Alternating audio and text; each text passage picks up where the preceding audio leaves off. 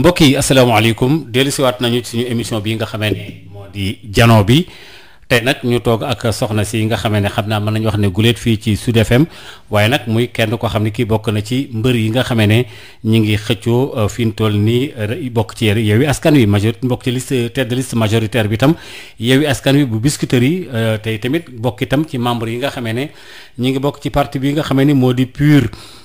xam nañu itam fonction yu bari yoo xam ni am nga ko ci ruq boobule secrétaire général bu section communale itam bu Biscuiterie yi bokk nga foofule nekk itam secrétaire national bi nga xam ne dafa bokk ci commission bi nga xam ne dañ leen a dénk lépp loo xam ne aju na ci wàllu rek itam xool ñi nga xam ne xëy na am nañ laago mën nañ ko duppee noonu waaye daal ñu fexe daal ba tam jàppale leen loolu tam yaa ngi ciy yëngu ñu gis ne tam yàgg nga ci xam-xamu commune bi ak yu demee noonu la proximité bi tam gis nañ ne Adja Jacqueline Badiane yow ci sa bopp xam nañ la foofule ñi ngi lay nuyu. jërëjëf Maodo maa ngi lay nuyu bu baax a baax donc kontaan trop nag ci invitation bi nga xam ne jot naa ko ci Sud FM. man dama daan toog di déglu janoo bi rek. wax dëgg yàlla xalaatuma woon ne àddina dina dox ba ma ñëw toog fi nekk invité. donc voilà parce que yaa dugg ci politique bi lépp mën naa ñëw alors dañu wax ne tànn nañ la foofu nga nekk tête de liste majoritaire bu Yewwi Askan Wi lu tax loolu. Maodo gis nga la coalition Yewwi Askan Bi. Elle est constituée de 13 partis. 13 partis. boo jëlee ñett yi ko gën a ŋànk muy. taxawu Sénégal bu Khalifa Sall. Pastef bu Ousmane Sonko. PUR bu Seydou Mohamed Moustapha Sy. am na le grand parti. donc bu Malick Gakou. am na PRP bu Déthié Fall. am na ànd liggéey bu soxna Aïda Mbodj. am na le grand parti bu Malick Gakou. donc bu ma koy lim 13 lañu. muy ay parti ak ay mouvement. ñoom ñëpp ñoo ànd. ñoom ñëpp ñoo ànd léegi nag au niveau de la commune de Biscuiterie yi. ñun dañ fa nekk 11. 11 yoo xam ne bi investiture yi jotee dañu ne kat c'est ouvert. parce que tey parti bu demaloon sa bopp da ngay am candidat. kon du ñëw ba Yewwi Askan Bi ñuy nag candidature yi. donc c'est ouvert koo xam ne bëgg nga nekk candidat rek donc. permettre nañ la nga samp sa ndënd loolu mooy candidat à la candidature mais ca mujjantal ban kenn rek lañu war a tànn léegi ci biir commune bi ku nekk ñu maintenir muy juróom benn candidat yoo xam ne dañ ko sampoon ku ci nekk bëgg ne damay nekk ñu nekkat bu kenn voté ndax voté day indi féewaloo boo leen jubóowul rek nañ ko indi conférence des leaders ñoom foofu bu ñu xoolee les profils de chaque candidat ñoom dinañ xam fi ñuy teg seen loxo ne kan la ci boobu nag la ñu dem yóbbu ko au niveau de la conférence des leaders loolu nag du Biscuiterie de Sénégal gépp noonu la demee woon mu liggéey bu metti boo xam ne leader yëpp ñoo ko doon def di relayante di ko def bi loolu sottee man ci lañ ma notifié ne au niveau de la Biscuiterie man Adja Jacqueline Badiane man la ñu tànn. nekk tête de liste majoritaire. ma nekk tête de liste majoritaire. d'accord mais Biscuiterie du yomb comme ni ko gars yi di waxee dana serré trop parce que fi ñu toll nii gis nañ ne c'est vrai que am na yu bëree bëri ay manquements yoo xam ni gis nañ ko ca marché ba ca yeneen ak yeneen ak yeneen ci yeneen gox-goxaat yi ni maire sortant bi muy Djibi Wade moo fa nekk fi ñu toll nii xam nga ñaari tali Biscuiterie Grand Dakar yooyu. gox yooyu gaño ko fekk ne kii tamit samp woon na fa ba noppee tam ba nit ñi xam ko c'est vrai que coalition ngeen di demee mais du yomb de. dëgg la àdduna de mbir bu yombee sax valeur am dana wàññeeku. mais Grand Dakar nag bokkul ci ñun. waaw kii la ñaari tali la bopp waagu ñaay. benn tali Biscuiterie ak Cité Bissap. voilà d'accord Cité Bissap d'accord. waaw. ok d'accord donc parce que aussi. zone boobu jëm ci boori ñaari tëll quoi jaar ci kaw. waaw ba yegg ba HLM tali HLM bi. ba ci tali comprendre waay. léegi nag du yomb parce que aussi dama fa fekk sama ay càmmiñ. ñu foofu juróom-ñetti candidat moo fa nekk. juróom-ñaari ay góor lañu man maay jigéen représenté Yewwi Askan Bi. kon yow rek yaa ci jigéen. man rek maa ciy jigéen ci juróom-ñaar. donc xam nga benn toujours mooy nekk ci kaw. te incha allah rabi benn boobooy nekk ci kaw. ah bon waaw. da ngay parce que dinañ bàyyi affaire bi. non du bàyyi population mooy choisir xam nga population ñiy voté ñu ngi ci biir kër yi toog. bu ñu yaakaar ne boo génnee nit ñi ànd ak yow di ñàkk ëpp boo demee amuñu carte électeur wala dëkkuñu fa dañ naan dañu ñëw jàppale la mais bu jour vote jotee nit ñi génn ci biir kër yi yor seen carte électeur dugg ci mbañ gàcce gi dugal ñooñooy. jibiwaat faluñu ko. xam nga jibiwaat di lan la. Doudou Issa Niass moo fa nekkoon dem si yàlla. xam naa ko mu wut. waaw bi mu wutoo nag moom xam nga campagne ul conseil municipal la campagne. bokkul ak la waaw kay moom conseil municipal ñoo daje. fal ko moom intérimaire la woon. xam naa. waaw léegi nag dañuy jël nag la ñuy wax parce que xam nga li ñu am solo toujours man dama koy wax nit ñi dañuy yaakaar ne reconduction. loi bi lu mu wax. bi au niveau du conseil municipal. dañuy wax en fait conseil municipal kenn du ko reconduire dañ koy changer la loi loolu la wax. d'accord waay. donc du question maa fi nekkoon rek que maay continuer nekk fi li fiy tax nga nekkaat fi yaa koy jëf. yaa koy jëf population yi nag accepté. d'accord te yow gis nga ne jëf ji des na. jëf ji des na parce que boo waxee ñu ne amul jot amul woon temps 2 ans la am. donc amul woon temps pour yeggale mais li ñuy wax rek ñun bu évaluer jotee doo amul justificatif. dañuy teg les termes de référence évaluer. képp bu ñu évaluer xool ne que li fi nekk man li may wax toujours gis li fi nekk mën na gën kenn du ne dara baaxul mais mën na gën. mën na gën li mu def quoi parce que. mën na gën li mu def. boobu nga doon def noonu c'est pour xool yi doxul la wala dafa askan wi la yëkkati woon nga dem. ci xam nga. lu la ci xiir. gis nga ay toilettes yu nekk ci marché yeeg yooyu. jigéen laa nan jigéen laa xam nga li tax man damay proximité bu ma jëlee quartier parce que dama am Biscuiterie dafa am ñetti marché ngelaw ku nekk dégg nga ko marché Mbabas ak marché ngelaw 2 donc man bu ma defee damaa commencé def proximité gis nga li nga wax marché yi mais gis nga la nekk bopp xam nga bopp dafa am benn canal bu ñuy wax Hann Fann. canal bi dafa nekkoon en fibrociment fi mu nekk mi ngi seey état bi jóg na ci parce que l'ancien ministre de l'assainissement Mansour Faye mës na oote benn conclave au niveau de bi nekk hôtel bi nekk fii ci corniche bi léegi bi mu ootee conclave c'est parce que canal boobu mi ngi affaissé na au niveau des HLM. tàmbali wadd di wadd. day affaissé kër gi da ngay gis kër gi surux. li felesu. sërëx waaw. canal boobu au niveau de Waaguñaay affaissé na te gisa canal boobu continué na jaar bopp fël point E dem ba fac médecine. ci exécutoire ba fi mu nekk ci loolu la jëm. léegi nag y avait un choix ñu ne est-ce que dañuy ñi impacté yi dañ leen di yëkkati. reloger leen wala impacté yi dañuy xool ndax dañuy contourner canal bi léegi nag ci contournement canal bi la ñu nekk ba y a une entreprise chinoise boo xam ne moo gagné marché bi war na ci donc impacté boobu nga xam ne mi ngi bopp ndox mi day bal ndox mu tuyau yëpp a yàqu tuyau yëpp tali amatul da ngay gis borom kër bu mënta génn këram man am naa càmmiñ bu fa dëkk c'est un professeur agrégé en médecine bu nee nii man lay ooma au ONAS buñ ñëwee lu ñuy mën rek curé rek mais ndox mi du dem taw bi kenn mënuñu la wax boo demoon ñun solution bi mënuñu dul faire un plaidoyer par rapport au niveau de l'État parce que État moo ko war a def État moo ko war a def te tey ji canal gi bu suruxoon maara deyim si nee nañu gaz ba fa nekk ku ko noyyi da ngay dem terre ëpp naa def looloo am te État xam nañ ko de. d'accord mais puisque fi am na yeneen coalition yu nekk ci côté boobu am na ay coalition wàllu ma nga fa. benn bokk yaakaar ña nga fa wala déet.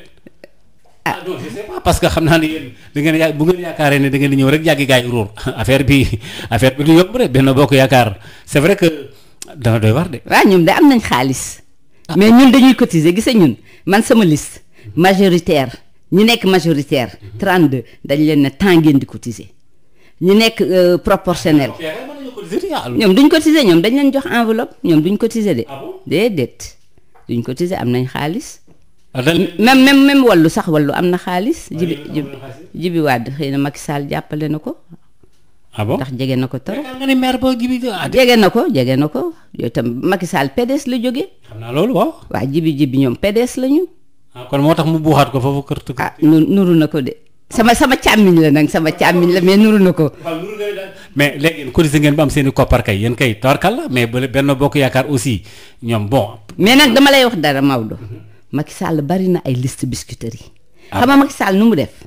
dafa xam ne ñi mer bari nañu. commune boo dem di nga fa fekk lu mat ñeent wala juróomi liste yoo xam ne liste Macky Sall la ku leen voteel Macky Sall nga voteel. ah bon waaw. moo ko tey tas ko noonu. moo ko tas ku fekk Imam Mbaye Niang ne day créer xam nga ni kooku Macky Sall la. Imam Mbaye Niang. Mame Mbaye Niang son chef de cabinet waaw.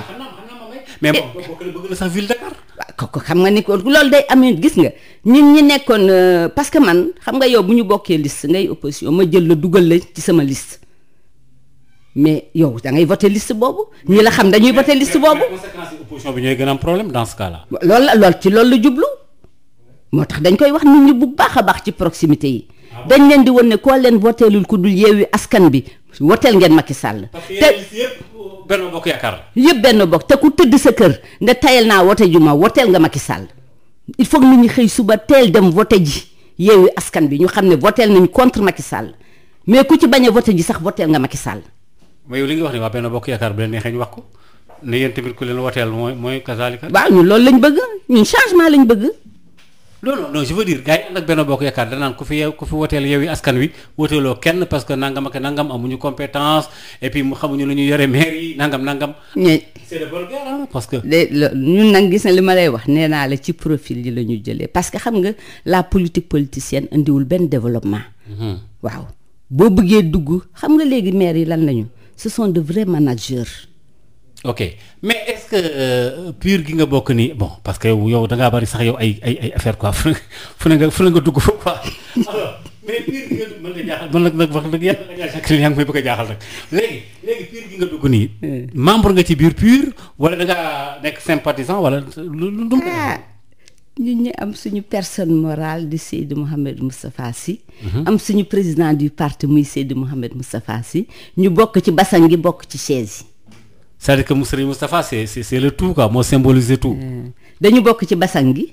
bokk ci chaise yi mooy dañ bokk ci daayira bi nekk ay moustachidaat dugg pur ak suñuy compétence nekk responsable politique. mais parfois waa pur yi dañuy targué wu di wax naan waaw man nga bokk ci daayira bi te doo bokk ci parti bi nangam mais waaye Samba bàcc rek wax leen loolu. ma ne gis nga mooy li ma lay wax.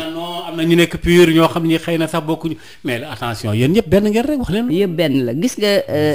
voilà gis nga mbir mi lan la sëñ bi da koo wax oo na basang gi muy tous les responsables des daayira li ko commencé ci kaw ba ci suuf tous les responsables politiques du PUR li ko commencé ci kaw ba ci suuf ñu daje Irchad on a fait une journée là-bas mu wone na que léegi dinañ jóge daayira bi ak parti bi benn la parce que nag sëñ bi dafa am un projet de société dafa nekk ci daayira bi di defar nit ñi di ko commencé cadet daayira PUR ngay ñëw fekk fa ay cadet fekk fa li ñuy wax am na sax les pères et mères am na les jeunes filles am na les cadets daayira bi taxaw nga xam ne chaque mën naa ne jour ay mercredi samedi dimanche xale yi amuñu jot ndax ñi ngi ci daayira bi donc ñi nga xam ne sax dañoo nekk niveau supérieur ñooy appuyer bu examen jotee ñoom ñooy appuyer ñi nga xam ne dañu war a def examen loolu mooy daayira bi gis nga tey jii Maodo di nga gis ñaari xale ci kër am kenn koo xam ne bu tëbee ne nii rek ñu daggal ko saaga doon mbéj. absolument logique. waaw nga gis koo xam ne moo ko gën a nekk xale nekk ci kër gi nga am ñu jox ko cër boo xam ne lu ñuy wax dafa am nuñ koy oowee dafa am nuñ koy sante am na yoo xam ne xel xalaatul ñu wax ko. discipline quoi ak yar ba de xoolal la ñu def ca moom la.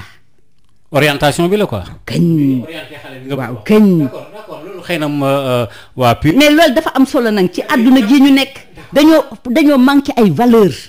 d'accord Serigne Moustapha bëgg revenir avec ces valeurs là. am nañ projet de société ba mu ko amee ci daayira bi ba defar ay ndongoom ba pare ba mu leen defaree ba pare ci la mettre en place le parti xam ne nag léegi projet de société pour nga mën ko exécuter pour nga mën ko mettre en place da ngay dugg ci politique raam yegg fa nga yegg pour nag li nga bëgg nga mën ko def. d'accord mais d'accord xam naa loolu parce que comme waa PUR dañoo bokk ci Yewwi Askan Wi moo tax ñu dugg ci loolu te ku tudd PUR forcément da nga tudd Serigne Moustapha Sy d'accord mais li ñu gis ci waa PUR mooy mënuma leen a tuddee benn parti rebelle parce que rebelle c'est tout entre guillemets mais pour ngeen ànd ak pouvoir lu jafe la wala tax loolu wala par nature Serigne Moustapha du ànd ak pouvoir wala très rarement ngay gis mu ànd ndegam sax dana ànd ak pouvoir parce que moom sax wax na ko nee na moom il est anti-pouvoiriste quoi bon entre guillemets waxee bu ko ni ma ko waxee nii mais ci waxtaan wax na ne ñun voilà dañuy nekk toujours ci opposition yu demee noonu. waaw parce que gis nga boo gisee.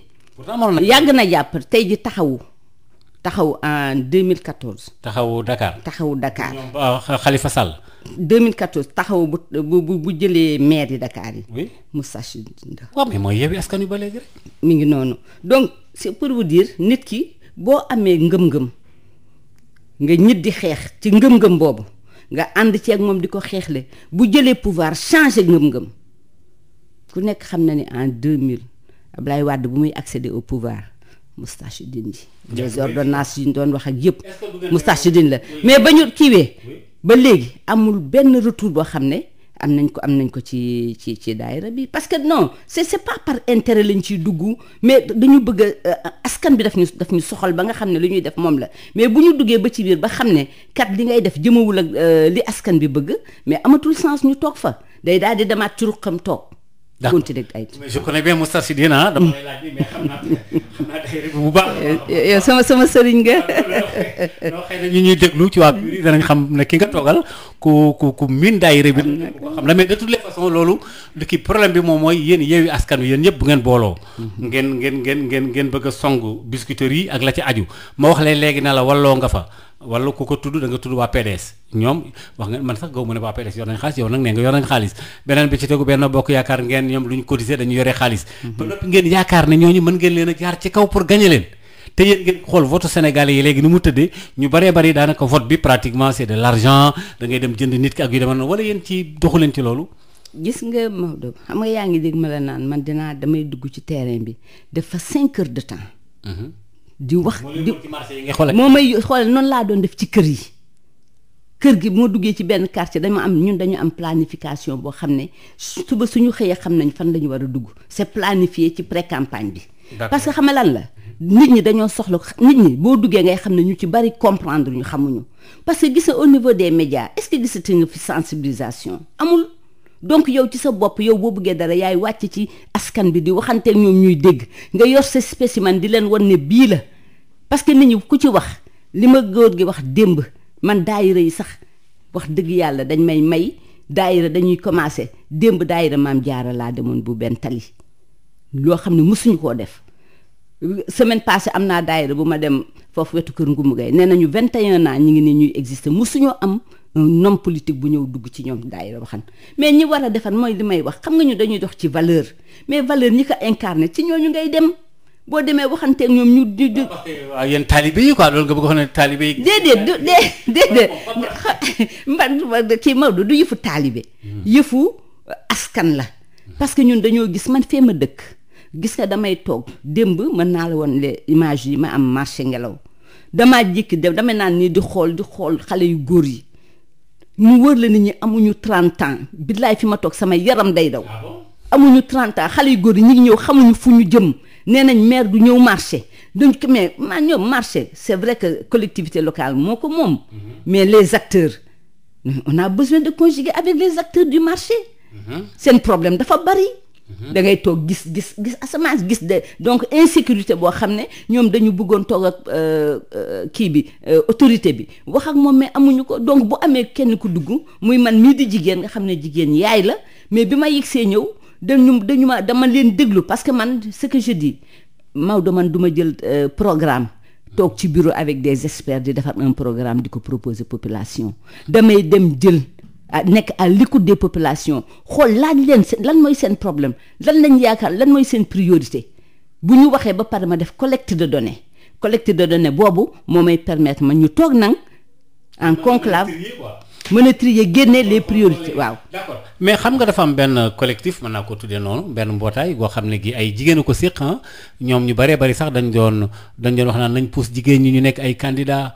ay candidat waaw Kosef waaw barki démb lañ jógee. voilà xam nga ba ñoom Fatou Sow Sarr xam nga sa mbokk yooyu kenn ku nekk naan jigéen ñi dañoo war a jëw nangam bon am na ci ñoo xam ñoom dégg tàmbali nañ xat seen position ne dañuy jàppale maire bu Dakar Wardini et cetera est-ce que ñooñu am nga tuuti relation ak ñoom. maa ngi ci biir parce que man xanaa COSEF daf fi dafa dañu oo candidat yi ñi nekk candidat yépp keroog King Fahd Palace xool naka la ñuy jàppalee parce que nag dañu am en face de nous de ñi fay jigéen ñëpp Sénégal gépp laa la wax. ok presque on tourne autour de 100 et quelques 180 xaw ma candidates. yu yoo xam ni ay jigéen. ay jigéen bëgg maire yi. léegi nag loolu muy force boo xam ne ñoom comme dañu wax doon xeex ba am parité léegi yow doo ñëw ñu tabb sa nit mu war a jëfe joo xam ne moo gën di góor ñi doon defee te doo ko coacher donc ñoom foofu lañ daje ñu war ñu coacher li ñu soxla ñu def ko parce que nag xeexu jigéen la de. il faut ñu jàppale ñu. ndax dañoo ni ma lay wax dañoo janoog ñoo xam ne dañu am xaalis la preuve góor ñi da ngay gis góor gu am xaalis yow jigéen nga taxaw ñu jël monter sa moroomu jigéen jox ko xaalis ne ko demal def ko faas. ku def loolu. góor ñi bari na ci de. góor ñam benn bokk yaakaar. ñoom ñëpp. déet waay soxna si. ñoom ñëpp ba mu des Yewwi Askan Wi. Yewwi Askan Wi yéen dégg naa ay téeméer ngeen di laaj ak yooyu ñoom Ousmane Sonko téeméer. xam nga lu indi téeméer bi. xam nga téeméer bi lu ñu koy tuddee Macky. déet waay. téeméer bi kat Sénégal Macky lañ koy tuddee. boo waxee téeméer ñu ne amoo foofu benn Macky may ma.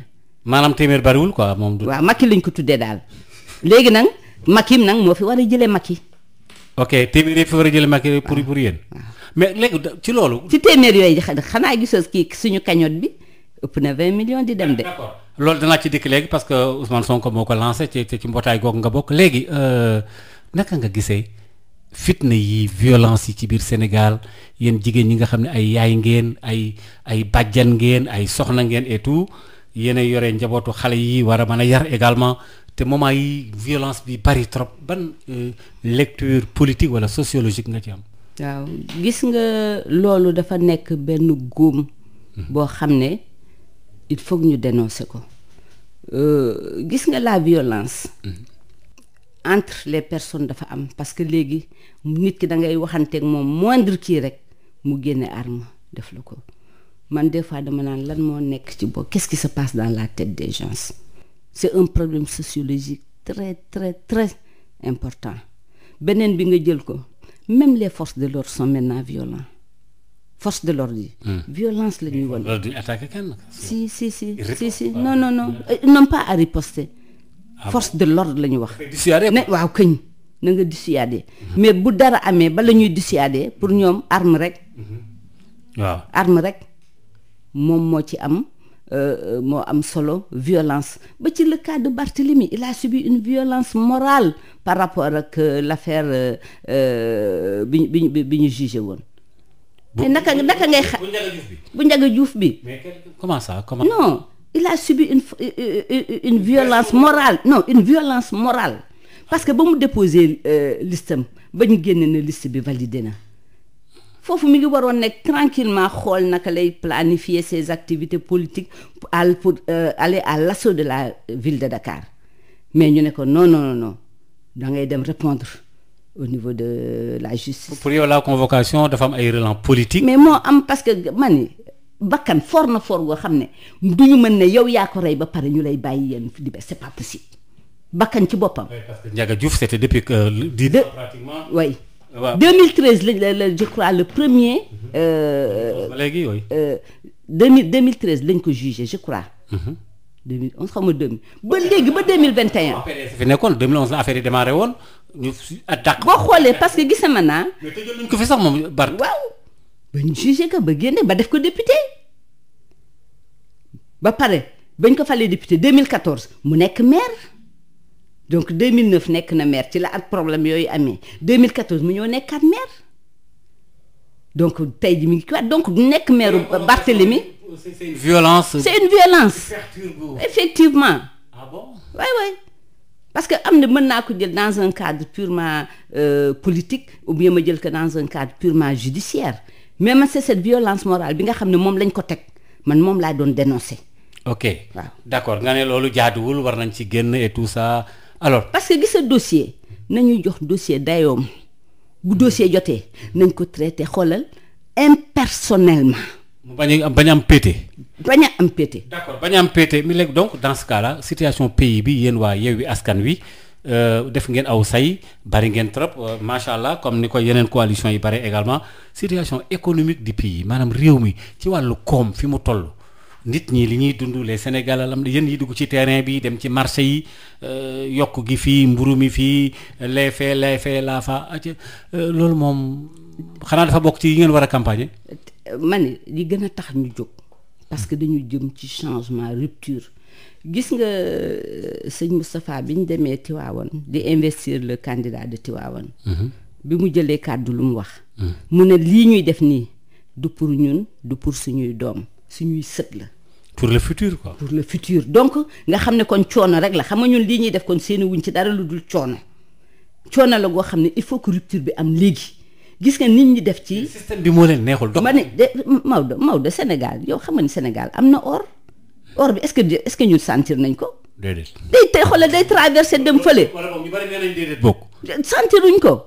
ñu bari nee nañ tey suñu sous-sol kan moo ñu gën a neex sous-sol ci àdduna bi on va vivre ce qu'on a vécu avec le port tey ji bu dul woonu lakk gi am xaw ma ndinga la. est-ce que dinañ xam ne gaz am na fi. duñ ko xam te yeneen ak yeneen dañoo toll foo xam ne nag ñun les populations sénégalaises dañu war a bénéficier ci li nga xam ne ci la ñu toog ci la ñu moom mais dañuy jël fii matière première bi yóbbu ko ci au niveau donc de l'extérieur ñu transformer ko transformation boobu ñu indiwaat ko ñu koy jaay 10 fois plus cher. gis nga dama lay wax gis nga dama lay wax man gis naa koo xam ne ci dans le cadre du travail laa ko am gis nga moringa bi.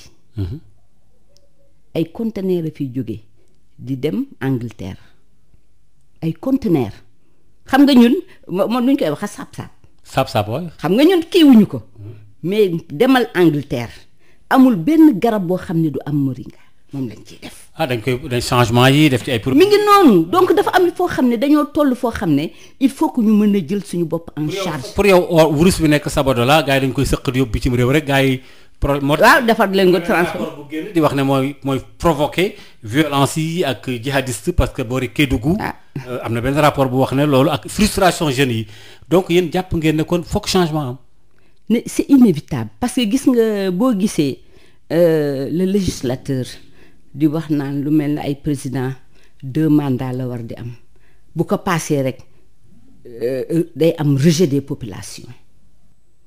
ma day en général nag ci période boobu nag lay gën a liggéey parce que conditions yi day réunir muy def ay réalisation di def mais rejet bi population yi dañuy commencer di rejeter parce que kooku ci esprit nit la nekk yow defal li nga war a def rek américains yi gis ngeen ñeneen ñi gis ngeen parce que doo fa toog di xaar ba nga xam ne say population dañu lay rejeter dara ci affaire rejet Macky Sall waxul day def 3e mandat mosu ko wax. déedéet dama ni en général au niveau de la tête des pays donc toujours 2 mandats yi c'est favorisé pour permettre yow 2 mandats fi am waaw beneen mandat amagu fi de sañu ko sax non waxu ko sax moom yéen kay yéen ko sonal yéen wax Macky Sall waaw nee na ne nii wii nii non nangam Macky Sall mosu leen wax day def 3e mandat déet waxu ko di waxu ko mais xam nga lan la nit ñi dañ leen di leeral. mais yéen da ngeen a tàmbali am ay tiitaange naan boo di mu nang da koy def ak yéen ñii. déedéet ci ni mu waxee rek la ñun ba ñun sax xam nañ ne wax dëgg yàlla sañu ko parce que ku xool. ku xool depuis 2010 ak Ablaye Wade Macky Sall mënul nekk acteur ci loolu ba pare ñëw ne damay def. Mahmoud Saleh nee na élection yi nga xam ne moom la ñu dëgmal 2024 yu astafurlah yi 2022 yi mooy refléter en fait mooy nuyoo. premier tour. waaw 2024 bi c'est comme si aujourd'hui bu fekkee dégg nañ Mahmoud Saleh li mu waxee c'est comme si gouvernement bi wala ñoom ci seen bopp ndax ñoom moomuñu réew mi dañoo bëgg def ay velléités comme quoi ci élection yi ci lañ mën a natte seen bopp loolu yéen yéen a ngi bàyyi xel wax jooju. ñu ngi koy bàyyi parce que xam nga ñun ban chance la ñu am Yewwi Askan Wi. xam nga boo seetee Maodo bu njëkk ba. dañuy ñëw fal président de la république soit mu dissoudre assemblée nationale def vote député yi donc indi am une majorité donc confortable après ñu jëm ci maire yi ñu daal di ñëw teg seeni maire xam nga loolu moo daan am bii nag on a renversé la tendance avec Yewwi Askan Bi ci gis nga tànk Macky Sall xam nga ce sont les collectivités territoriales. yooyu la ñuy damm ba pare. fu ngeen di jaar yéen da ngeen yaakaar waa Benno Bokk Yaakaar ñoom si lii yow Jacqueline da ngay. ma xam nga li ma neex dinañ toogaat fi wax ko. ah bon waaw dinañ toogaat fi tànk yi moom dootu ko am. dootul taxawati. au soir du 23 janvier 2022. tànk dootu ko amati. mbokk yi ba léegi ñu ngi ci jano bi ak Jacqueline Badiane mi nga xam ne moo nekk tête de liste majoritaire bu Yewwi Askan Wi Biscuiterie ba noppi nag bokk ci waa PUR. waa léegi man daal waa Yewwi Askan Wi jaaxal nañu léegi yëg nga pétition boobu gars yi def naan ay Macky Sall xam nga ñoom Sonko xam nga rek naan comme recevoir woon na waa jooju sant Mbaye ka nga xam ne moo fëkkoon seen dossiers yi daw ak moom. déedéet santul Mbaye kii la tudd. nu mu sant. Ngom. Jibril Ngom Jibril Ngom la. Ngom maa ngi jég Mbaye dinañ ma baax. yooyu de sama yaay Mbaye la sant nag yooyu tam. xam nga dama fay bind Mbaye moo tax ci sama fooy yëpp ay Mbaye. Jibril Ngom la. Ngom laay wax ak ngomeen boobu. man kay xam nga ne xam naa ko bu baax a baax ndax sama kal la sax d'ailleurs Ngom. léegi moom ko recevoir. soo dina ko loola jeex na moo da woon ak liste yi. boobu ba léegi yéen a ngi ko topp ngank ko waaw c'est pas normal président Macky Sall li mu def waru ko woon a def nangam ak nangam léegi sax dañuy def pétition baa ngi nii ratatatatat Macky Sall sax léegi da ngeen ko bëggee léegi yóbbu nag ci cour yi gën a kawe atta ju. wallaay lii loolu c'est utopique xam nga li tubaab naan mënta ne. dama lay wax xam nga ñun waa loolu am na mais il faut mu xam géntuñu xam nga li tax li ci am solo mooy le 23 janvier Maodo ki nga xam ne déposé liste ñu dévier ko jël liste yi yóbbu présidence tey ji le au soir du 23 da nga yaakaar ni suñu yalwaan wi buñ ko këppee nag fuñ jëm. ku ko ñemee fëkk ay mandataire lañu di mandataire ku ko yóbbul di te mandataires yi ñoom ñoo nekk ci bureau yi nekk ci centre yi soog a yegg. mais sécuriser leen vote bi ko. looloo tax nag parce que nit ki nag xoolal bu la defee li mu lay def nga toog croiser les bras mu ne naa ko defaat dañ koy wan ne ko mënul nekkaat. recruter leen ay nit comme ni ngeen ko waxee. man ni am nañu ñu leer on va sécuriser xam nga ñoom Barth ñoo gagné woon kii Yewwi taxaw Dakar xam nga députation yi génn. xam nga ñu ko këppee Parcelles Assainies. waaw mais guddi ay. waaw mi ngi noonu loolu nag la ñuy won. lu ngeen doon xoolee ba résultats yi génn guddi ay résultats yi génn ay minuit 1h du matin lu ngeen doon. looloo dootul amati nag. loolu dootul amati fenn. Benno Bokk Yaakaar ay yàgg nañ ci politique bi de xam nañ fu ñu leen di jaar de. ñu ni baax na yàgg nañ ci de. li ñuy wax ni ñun dañuy jouer veille par rapport. alerte ngeen di def. alerte la ñuy def par rapport à l'État dañ leen di won ne lu mu leen jaral nañ lu ko ëpp. te ñu ngi ci xoolal li ñuy wax actuellement comité électoral yi ñu ngi liggéey xoolal intensément ñun ku ñuy représenté dañ lay filtrer xool la xam la ba kii la soog lay def représentant dans un bureau de vote. léegi Jibril Ngom dem na Macky Sall recevoir na ko c'est un citoyen il am na droit recevoir ko comme yow mën nañ la Macky Sall mën na laa recevoir. waaye yow léegi enveloppe ba nekk ca wetam nag xam nga loolu dama lay wax xam nga loolu. moo photo bi ci boppam moo waxal boppam. bureau président ku fay dugg doo fa dugal bagage te biti te ma ngay yem ca protocole ba doo fa dugal bagage. benn enveloppe du fa dugg. dara du fa dugg. loxoy neen ngay duggee. loxoy neen ngay dugg. bu la joxee nag ngeen waxtaan mu jox la mën nga ko teg ngeen yegg après nga yóbbu.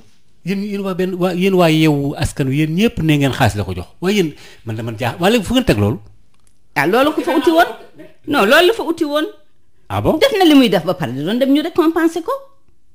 Macky Sall wan na ne ku sàcc boo rëccee ñëw ci man boo fexe ba ñëw ci man rëcc. waaw mais attends yéen tamit. te ça c'est dans tous les domaines nag.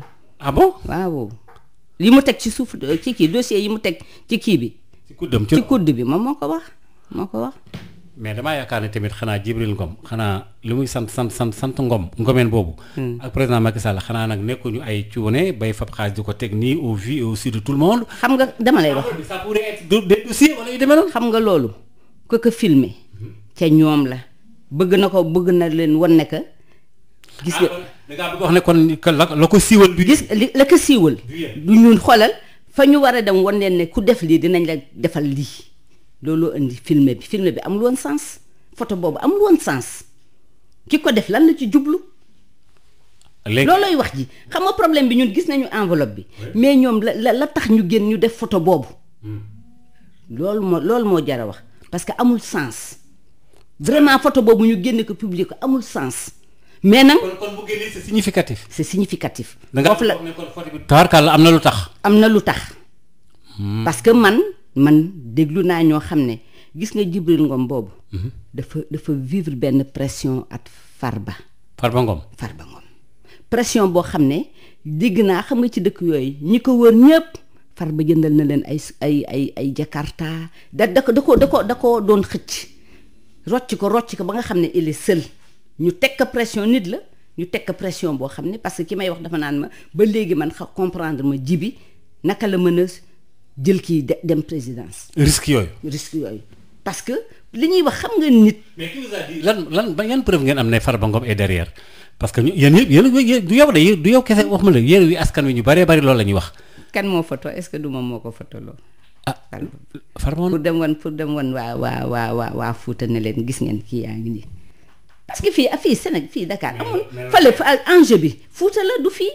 ah bon enjeu bi indi Djibi au niveau de la présidence. du Dakar. foofa la xew foofa la xewee. la ñu bëgg a wone foofu lañ ko bëgg a wone ñun dañ ci jot rek mais c'était pas destiné à nous. kon yow pour yow Farba Ngom day xeex Djibi. dafay. xeex Djibi wala du ko bëgg éliminer politiquement wala lu xew. non ñoom Ousmane Sonko leen intéressé du Djibi. ah bon Ousmane Sonko leen intéressé. man loolu moo ma jaaxal yéen lu xew ngeen ne Ousmane Sonko ba xanaa bon d'accord man en tant que journaliste je peux me poser des questions est-ce que loolu am na lien ak Ousmane Sonko quel est le lien. waaw mais Djibi fan la bokk. man kay yow laa koy laaj ndax. Pastef. waaw d'accord. Pastef la bokk. kan mooy Pastef Ousmane Sonko. léegi nag pour ñu dab Ousmane Sonko il faut ñu jël benn élément. waaw dañuy xool nuñ ko affaibliré di jël ces éléments. d'accord. d'accord c'est vrai que loolu kon askan wi ñoo ko déggandoo Djibi moom kenn day Sénégal yëpp xam nañ ni foofu la bokk loolu moom. mënul bàyyi nga ko sa làmmiñ mais xam nañ ni Pastef la bokk kon. élément Pastef lañ doon nga def nag rapprochement boobu. Ousmane Sonko lañ doon. d'accord alors Jacqueline Badiane réew mi yow nee nga téeméer bi mooy Macky Sall kon réew mi doxul yaa ko wax de. réew mi doxul. mais nit ñaa ngi yooxu wóor na yàlla ñun amul fu ñuy dugg. man damay yéemu dama naan nit ñi xam nga nit kiy vivre man dama lay wax dara Maodo man mës naa xëy ni di waaj a liggéey si am benn ndaw su ñëw sama kër toog ci saal ba ma génn yam ci moom ñu nuyoo et tout ça mu kii ma ne ma wax ma rek xam nga les doléances si ñuy wax dëgg yàlla boobu jour boobu aussi man tamit jekkul woon sama côté. ñu ànd di wax ma ne ko nañ dem ma def ma ne damay liggéey te maa ngi kii ñuy wax ni mu di ma wax ma ne ko man de wax dëgg yàlla bëggoon naa la jàppale. mais de li ma fi yor sañu ma la ko jox dafa tuuti. dafa ndawoon de sax waaw mun na ma kii ma daal mun na ma teg ma jox rek bañ ma dara ma génne 2000 francs jox ko mun na ma ay waaye ndaw si boo ma ko joxul woon def erreur de ma ne ko mun na ma billaay wallaahi boo ma ko joxul woon def erreur. amul lu mu añee amul lu mu rees. est-ce que ndekki na ki la xëy suba da la fanaanoo. loolu dëgg la. nit ñi dañoo toll ba xoolal. wala fa ko wax maanaam. ku la xëy da laa fanaanoo. c'est pour vous dire rek. man keroog li gën a kii boo déggee sax ñu naan diw dafa social ñun dañuy liggéey amuñu xaalis bu ñu joxe mais bokk gi ñuy bokk 2000 yooyu 5000 yooyu dafa rëy ci nit ñi rëy goo xam ne buñ la nee kii dafa social nga foog ne day joxe ay 50 000 100 000 joxe wuñ loolu ñun dañu dëkk ci environnement boo xam ne dañ fa juddoo yaroo fa muy biscuiterie ku nekk xam nga au niveau de la biscuiterie bu day commune boo xam ne toujours damay wax du ma ko teggaleeg Sicap wala Jëppal wala Mermoz wala Sacré-Cœur wala Amitié xam nga man bu may comparer toujours ñan laay comparer Grand Dakar Grand Yoff Parcelles Assainies. waaw parce que ñoo yem vraiment structuration ñu nag communes yooyu mais communes yooyu léegi dañu raw. dañu romb. ok waaw.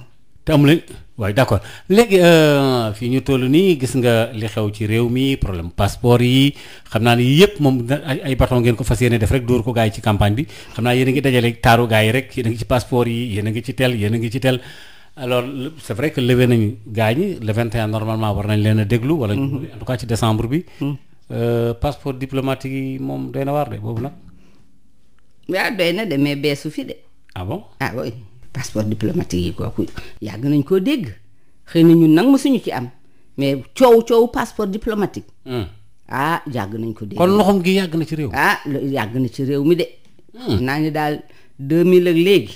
li ñuy wax ci passeport diplomatique bari na. te gars yi koy caar ci kaw. ñoom kese la yow accédé woo ci man accédé wu ma ci keneen ñoom. man aw ma ko xaw ma sax nu mu mel. ah man de aw ma ko de. waaw wax dëgg yàlla donc ñoom ci seen biir kese la ñoom ci seen biir kese la mais nag lu ëpp tuuru buy tuuru duñ ko sax yëg. am ngeen yaakaar ne fi mu toll nii mën ngeen a gagné Biscuiterie yi yéen waa Yewwi. incha allah rabbi on va gagner. on va gagner nga wax de. waaw on va gagner mooy dañuy gagné ci wolof. dañuy dem Yewwi Askan Wi. day gagner la commune de Biscuiterie. incha allah rabbi waaw. waaw xanaa mbër yi fa nekk ñoom dañ leen di seetaan ngeen ñëw gagné leen dem seen yoon. c'est vrai que vote bi war nga wax nga dëgg da ngeen koy sécuriser. c'est normal parce que ku xëy wote ji bu ngoonee nga dem ñibbi sa kër jàmm na ñooy mais waa léegi yow li nga wax ni waa benn loolu la ñuy wax. waaw man xamal li tax ma di ko wax. man dama wàcc ci askan bi ci population yi. ñenn ñi dañu wàcc ci askan wi di. waaw mais ñoom dañuy choisir fu ñuy dugg de. ah bon man damay dugg ci koñ. kër par kër duma aw ma xaw ma fii diw ak PDS fi nekk xaw ma kii benn bokk yi xaw ma damay dugg kër par kër di wax. ana sa mbootaay. billaay wallaahi ñoom nag sañuñu ko dañuy choisir kër yi ñuy dugg. lu tax loolu. xam nga ko. da am na kër yoo xam ne bu ñu fa duggee ñu dóor leen de. bañ a dóor. dañ leen mere. violence bi yow yaa ngi wax naan violence baaxul naan dóor. déedéet xam nga li tax ñoom ñooñu xam nga ki la teg violence psychologique. boo ko gisee noo koy def. da nga yaakaar ni violence la. waaw. pourtant ñoom nee nañ yéen waa Yewwi Askan Wi nee nañ vous êtes trop violent da ngeen a violent loolu la ñu. waaw parce que injustice bi ñu bëgg a teg lañ nanguwul li ñuy wax gis nga réew boo ko bëggee yor. day am benn équilibre au niveau de la justice au niveau de la paix ñëpp parce que koo tooñul du réagir nañu bàyyi tooñ bi ñu tooñ nit ñi doo tooñ nit ba pare dem làqatu. mais joxe nañ c'est vrai que joxe nañ kii bi nu ñu koy waxeeti autorisation bi pour ñëpp dem marché yi amul problème loolu dëgg la. waaw mais yoon a ngi jàng bon magistrat yi seen bureau bu bees bi dégg nga juufeen boobu lu mu wax nee na ñoom danañ liggéey ci seen teeyu bakkan jàmm la ñuy def te wax dëgg yàlla justice bi amul kii politique fenn féetewul fenn du nekk nu ci bureau de vote yi seen liggéey la ñuy def. gis nga magistrat yi amuñu problème. xam nga ñan ñoo am problème. ñi nga xam dañu bëgg ñu jéng leen. c'est-à-dire. takk seeni loxo muur seeni bët di leen wax ñuy def. ñoo ñan la. non am na ci magistrat yi. boo gisee man le corps des magistrats ci corps en tant que corps amul problème mais benn juge yi nga xam ne ñoo bëgg di wéy ci waaw au lieu que ñu wéy ci justice te nag Maodo man am naa yàqin ne gis nga fii lu fi waaye def juge ko. di nga ko jugé waat fañ jëm. kooku mi ngi noonu nag mi ngi noonu kon nag. pour ñi gëm yàlla de loolu am na xaw ma ne ko gëmul yàlla. loolu am la gis nga même li ñuy wax les votes là les bêtes électorales yi ñuy jël alimentaire di ko def nit ñi dañ ko def ci àdduna mais dinañ ko layoo ji àllaaxira. mooy lan maanaam jënd carte yeeg yooyu. waaw jënd carte yi ba pare sonal nit ñi moo tax nit ñi sonn nii di nga foog ne ñi ko def duñ ko layoo. déet loolu lu mu jotee coono doomu aadama yi. kañ parce que tey jii mais on ne parle que de détournement de milliards yow gis nga poste li fi xew. mi ngi nii mais yooyu pour lan loo xam ne c'est destiné à la population nit ñaa ngi sonn loolu tax nit ñi di sonn parce que bu doon politique bi ñu définir ñi ngi koy exécuter normalement kon xëy na coono gi nit ñi di am di vivre duñ ko vivre mais yow bu fekkee ne da nga jël lu féete ci yow da nga jël làq sa gannaaw. donc ñu continuer que mais toujours c'est au détriment des populations c'est ça la réalité. pour yow ak càcc la bu fekkee dégg naa ko wax. détournement kër mooy fa bu jaawale sa poos ak poos yi jàmbur rek mooy sàcc di. mooy détournement mooy. lu waroon a dem fee. détournement d'objectif. lu waroon jëm fii ko ci paan gi. bu ma ko firee ci wolof loolu la. waaw kañ loolu la détournement mooy fa mu waroon a dem demu fa. loolu la. léegi nag moo créé pauvreté. mais man xoola fii par exemple aujourd'hui IPRES yi mu doon virer au niveau de la poste pour les retraités. arrêté na ko nee na léegi ku nañ leen indi numéro yi ñu koy jaarale Wave wala Orange Money mais c'est grave. pourquoi. poste da ngay retraité dem poste mën nga toog une semaine boo ñëwee ñu ne la xaalis amul. ana xaalis bi. poste amul poste xaalis bi moom lañ détourné. ah waaye sax loolu garaaw na di. mais loolu moo am nii fi mu nekk nii kii all retraité yi ñi nga xam ne poste lañ doon fayeeku ñi ngi leen di laaj seen i numéro pour que ñu leen mën di leen Wave wala ñu leen di Orange Money. waaw d'accord mais waaye Yewwi Askan Wi loolu laay faral di laaj yéen opposition bi ne soyez pas d'accord ne soyez pas nihiliste quand même Macky Sall quand même mu leen wax ne def fi dara def na liggéey na gis nga voirie bi yokk na ko autoroute à péage bi lim ci yokk gis ngeen ko gis nga terre bi gis nga mais accepter que tamit wax dëgg yàlla Macky Sall def na dara bokk xanaa du nga leen bëgg fab lépp sàll ci mbalit mi. déedéet waxuñu xam nga li may wax. parce que yéen seen campagne bi yëpp ci Macky Sall ngeen ko jëm. waa xam nga li ñuy wax lan la. ñun ci Sénégal problème yi ci jikko yi la ci nit ñi la Macky Sall dafa yàq jikko nit ñi. ah bon daf koy waay dafay yàq nit ñi xam nga tey jii terre bi baax na parce que ñi war a dem di. waaw non yooyu dafa wane loo xam ne ci kilifa réew non ça pose problème ak yeneen bari na tey jii damay toog valeur yi nga xam ne da nga koy ut ci nit loo xam ne nit daf ko war a jomb Sénégal léegi jombuñu ko gisa léegi. agressé tuñ dañuy dañ lay këf yow ñun ñi ci oto yi sax leer nañu suñu sécurité sax leeratul ndax mën nañoo tijji oto bi def la li ñuy def. dañoo sonn yow yaa nit ñi. mi ngi noonu moom laa la wax jikko yi nga xam nga nit ki da daan sonn sax nekk ci ngoram. mais fii léegi ngor gi léegi lañ fexe ba dindi ko parce que lan la xaalis bi ñu lay jox nga war a def dara jël xaalis di neexal nit ñi naan la moo tax seen meeting yëpp boo gis ca fin ba saa yu Macky Sall waree wax ñëpp dañuy dem. parce que contrat bi ñu amoon ak yow lan la da ngay ñëw teew ci meeting bi wala da ngay ñëw teew ci li ñuy def. activité bi ah. dugg ci njëgënjaay loolu ngay wax. waaw duñ fa xaar fin wu meeting. ah bon. waaw parce que li ñu waxante waxuñu fin wu meeting ñëwal ci meeting bi rek teew dañuy ñëw teew xam nga Macky Sall muy mujj di wax toujours buy wax fekk ndeysaan nit ñëpp dem nañ seen yoon. tey waa léegi man waa Yewwi Askan Wi jaaxal nañ ma ñoom de moom lu Macky Sall sàkk kër ñu xëpp ci suuf. te yàlla waaw d'accord léegi PUR moom wax nga ci affaire jikko yi Serigne Moustapha demoon na Tivaouane ci investiture candidat bi leen toogal Tivaouane nag mooy gën a jafe foofu nag moom c'est vraiment le combat. foofu moom Serigne bi gis naa mu dem fa wax na fa wax ju am solo. dëgg la koo nga fa woon mais foofu du yomb de ñaari minutes moo la dese wala ñett mais foofu du yomb de Tivaouane. waaw fenn yombul. mais parce que xoolal le mal est trop ancré mais loo ci gis lu nekk fi mu nekk ñu ngi jëm ci vers la fin ci app bi ñu dañuy bëmax rek. mu dem. waaw. léegi looy tëjee. li may tëjee mooy di gërëm di sant di wax nag sama mbokk jigéen ñi. En 2002 bi fi Ablaye Wade nekkee ba ñu mettre en place les collectivités. Il y avait 6 maires femmes.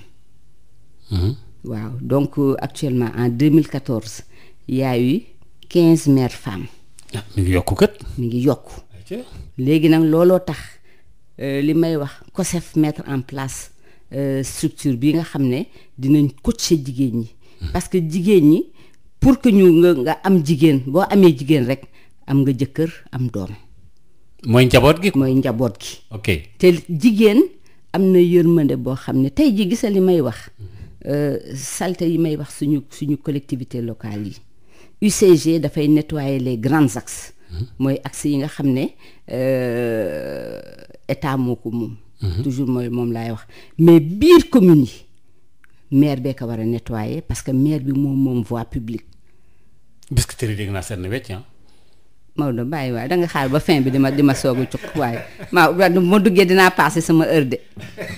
ah bon surtout. gis nga démb fi ma toog daayira fi ma toog jëwriñ daayira bi gis nga tali bi doo ko gis ndax suuf. ana maire bi. duñu balee.